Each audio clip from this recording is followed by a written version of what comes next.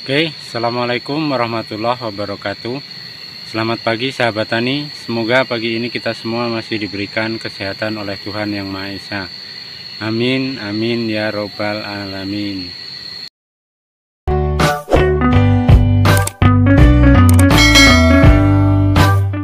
Oke sahabat tani, di video kali ini saya akan melakukan sortasi bahan ataupun wiwil ya. Ya mungkin lama sekali tidak upload video tentang kebun ini, cuman untuk sortasi bahan mungkin tidak ada video karena kita bukan membahas masalah itu.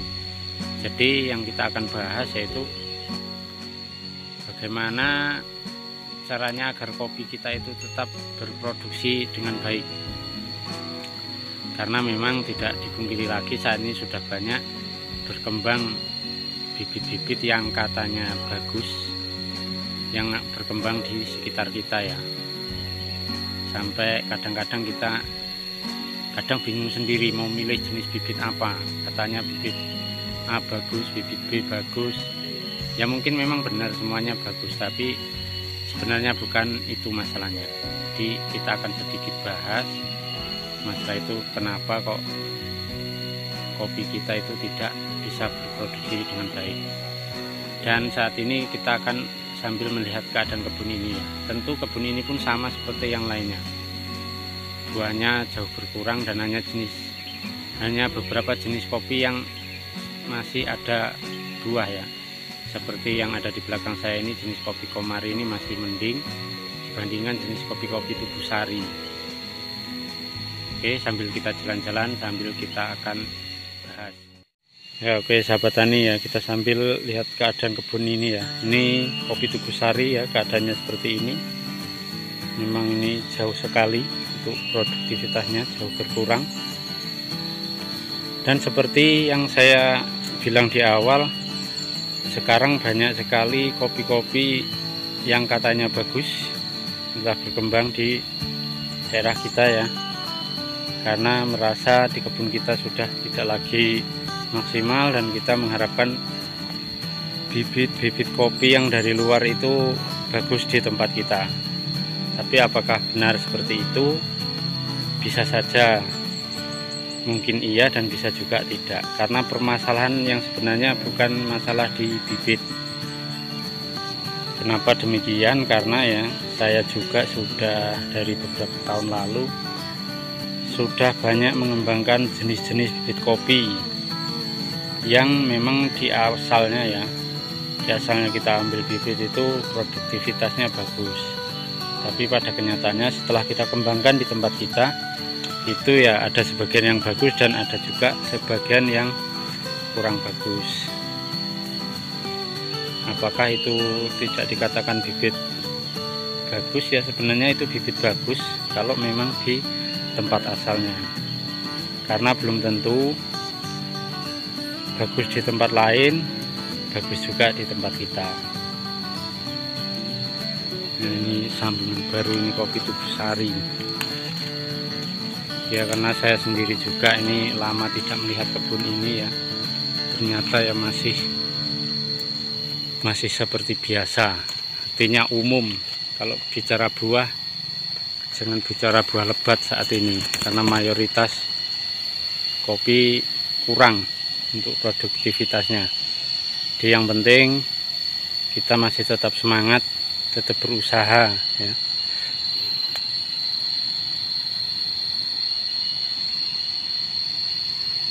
Karena kalau saya lihat di kebun ini hanya beberapa jenis sambungan saja yang masih bisa berproduksi ya.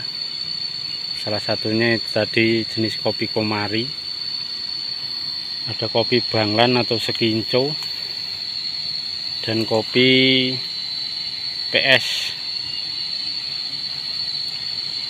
dan juga kopi-kopi lokal lainnya seperti kopi Talang Tengah itu masih mending dibandingkan Tubusari. Ini kopi Klon Talang Tengah. Yang memang seperti yang saya katakan tadi ya, saya memang tidak untuk saat ini ya, artinya tidak mudah tergoda dengan jenis bibit-bibit kopi yang katanya bagus di daerah lain ya.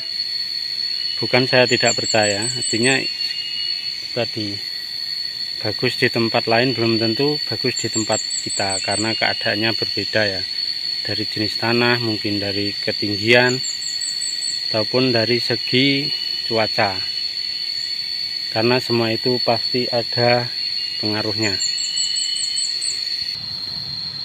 Dan bagi sahabat tani ya, kalau kita mau, artinya kalau kita mau mengamati benar-benar, khususnya di daerah saya, di lingkungan saya, itu permasalahan bukan masalah di bibit ataupun jenis kopinya. Jadi masalah utamanya, kalau saya amati di lingkungan saya, itu memang tanah kita sudah terlalu tandus.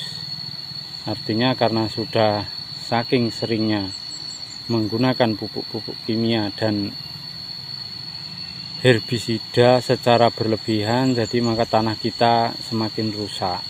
Mungkin memang benar saat ini saja sudah mulai seperti itu. Artinya apa? Kalau kita mau pelajari, kalau tanah kita itu memang subur, jenis kopi apapun itu bisa berproduksi dengan maksimal. Jadi yang perlu kita pelajari dan perlu kita untuk solusi mengatasinya, yaitu kita suburkan kembali tanah kita dengan cara bisa mengurangi penggunaan pupuk kimia dan herbisidanya ya. Kita bisa menambahkan bahan-bahan organik, kompos, pupuk kandang dan lain-lain. Karena memang benar tanah kita sekali lagi sudah benar-benar tandus. Makanya kalau tanah kita itu tidak subur, jenis kopi apapun yang disambung itu ya tetap tidak akan maksimal. Meskipun bagus di tempat lain, karena kita juga tidak tahu ya, tidak tahu posisinya. Kalau di tempat lain itu apakah tanahnya masih bagus atau bagaimana perawatannya, kita tidak tahu. Kita biasanya hanya sekedar melihat posisi buahnya lebat. Setelah kita kembangkan tempat kita, ternyata tidak maksimal. Karena sekali lagi saya beberapa tahun kemarin sudah mencoba ya beberapa jenis sambungan, padahal kalau di tempat asalnya kopi itu ya bagus ya, produksinya maksimal. Tapi setelah saya kembangkan di lokasi ini ya biasa-biasa saja. Sekali lagi memang permasalahannya bukan masalah di bibitnya, tetapi posisi keadaan tanahnya. Hanya ayo sahabat tani, khususnya yang pemula-pemula, mari kita perbaiki tanah kita suburkan kembali, bisa dengan cara memberikan pupuk kompos, pupuk kandang dan lain-lain ya, bahan-bahan organik yang lain. Karena kalau nanti tanah kita sudah kembali subur, maka kopi apapun itu pasti bisa berproduksi dengan maksimal. Selain daripada pemberian pupuk kompos, pupuk kandang dan lain-lain, kita bisa menanam kembali. Mungkin yang tidak ada penaung, kita bisa menanam penaung. Dan penaung, salah satu penaung yang bagus itu yaitu dadap. Ya, ini sudah kita mulai menanam dadap.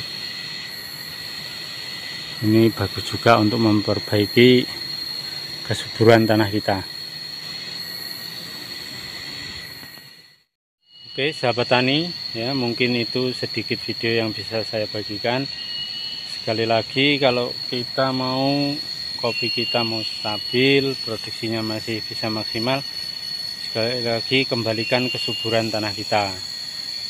Karena seperti yang saya katakan tadi, khusus wilayah di daerah saya ya, umumnya di Ulu Belu, itu memang tanah sudah tandus karena sudah terlalu sering menggunakan bahan-bahan kimia, baik pupuk ataupun herbisidanya, yang secara penggunaannya itu berlebihan.